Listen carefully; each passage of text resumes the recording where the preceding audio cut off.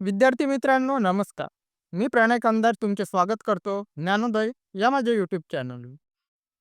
आपण मागील व्हिडिओमध्ये नफा तोटा या टॉपिकला सुरुवात केली होती. त्याचे काही बेसिक प्रश्न मी तुम्हाला त्या दिवशी समजावून सांगितले आणि आज आपण नफा तोटा या विषयावरच प्रश्न घेणार आहोत, पण लेवल थोडीशी हार्ड करूया.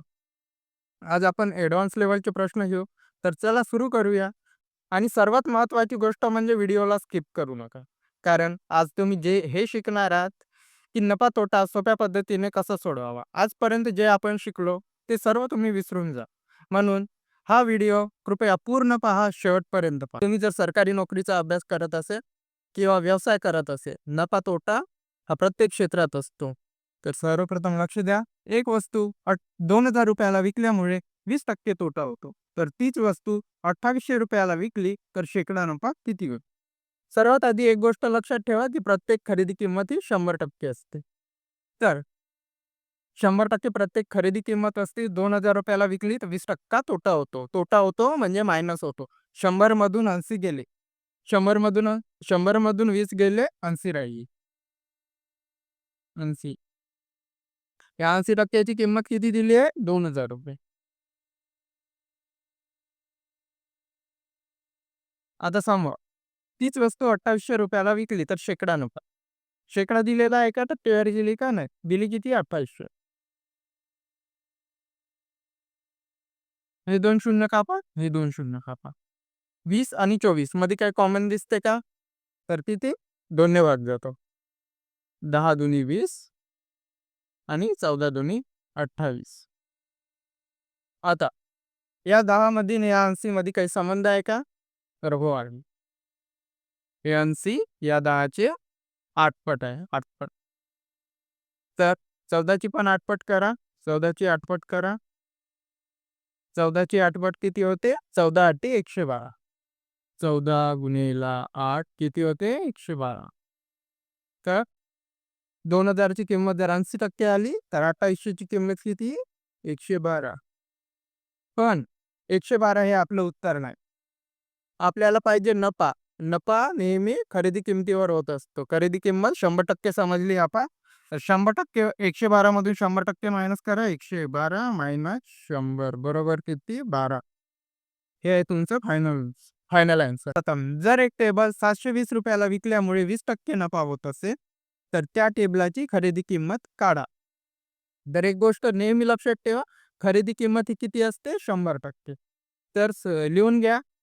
विकल्यामुळे 20% नफा. नफा म्हणजे बेरीज. तर 100% मध्ये 20 ॲड करा. किती झाले? 120%. 120%. 120% ची किंमत किती दिली आहे? 720.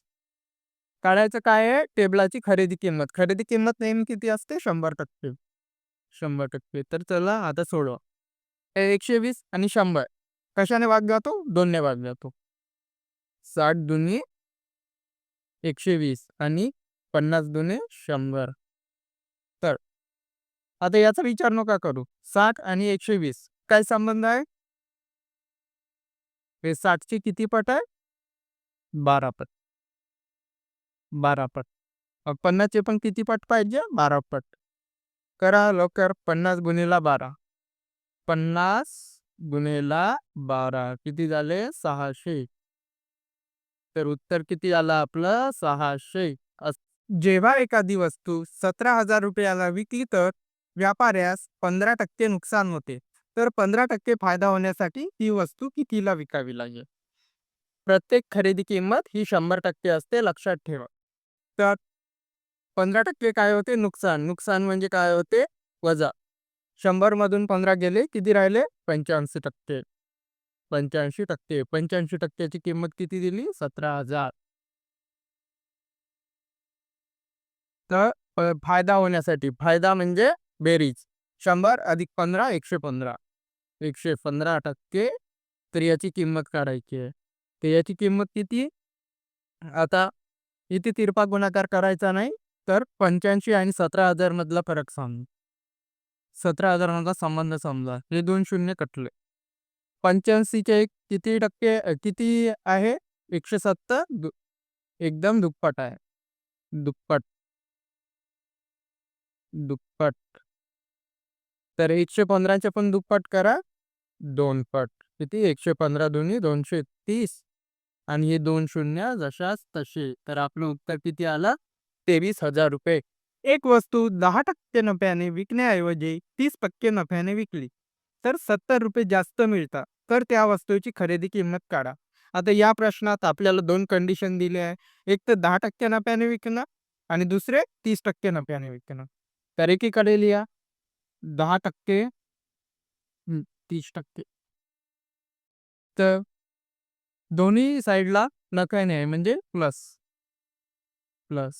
म्हणून इकडे वाढत गेलं. तर आता यामधला फरक किती आहे? 10% आणि 30% मधला 20%. 20%ची किंमत किती दिली? 70 रुपये. 70 रुपये. 70 रुपये. तर 20%ची किंमत 70 रुपये. 20%ची किंमत 70 रुपये. तर खरेदी किंमत काढा. खरेदी किंमत नेहमी किती असते? 100%. 100%. आता हे इथच्या इथंच सॉल्व्ह झालं पाहिजे. 20 आणि 100 काही संबंध आहे? तर हो आहे. 20 चे 100 किती आहे? एक्झॅक्टली 5 पट. तर 70 चे 5 पट करा. 70 चे 5 पट. 70 गुणिले 5 350. एक वस्तू 15% तोट्याने विकण्याऐवजी 45% तोट्याने विकली तर 72 रुपये कमी मिळतात. तर तीच वस्तू 20% नफ्याने विकली तर तिची विक्री किंमत काय असेल? तर 15% तोट्याने. प्रत्येक खरेदी किंमत ही 100% असते. 15% तोट्याने. आता एक कंडिशन दिली आहे 15% तोटा, दुसरी कंडिशन दिली आहे 45% तोटा. 15% तोटा, 45% तोटा. यामधला डिफरन्स किती आहे? 30%चा. किती आहे? 30%चा. तर 30%ची किंमत किती दिली आहे? 72 रुपये. 72 रुपये.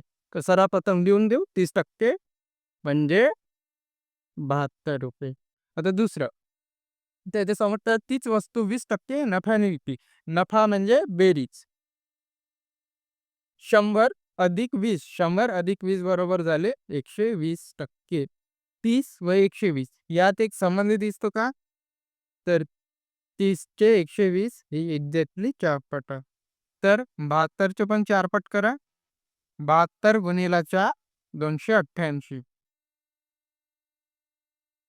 तर हे आपलं फायनल उत्तर. विद्यार्थी मित्रांनो, आजचा व्हिडिओ आपण इथेच थांबू आणि तुम्हाला जर हे सेशन पाहिल्यामुळे थोडासा जरी फायदा झाला असेल, तर प्लीज एकदा चॅनलला सबस्क्राईब करून द्या आणि तुमच्या गरजू विद्यार्थी मित्रांपर्यंत पोहोचवा. धन्यवाद.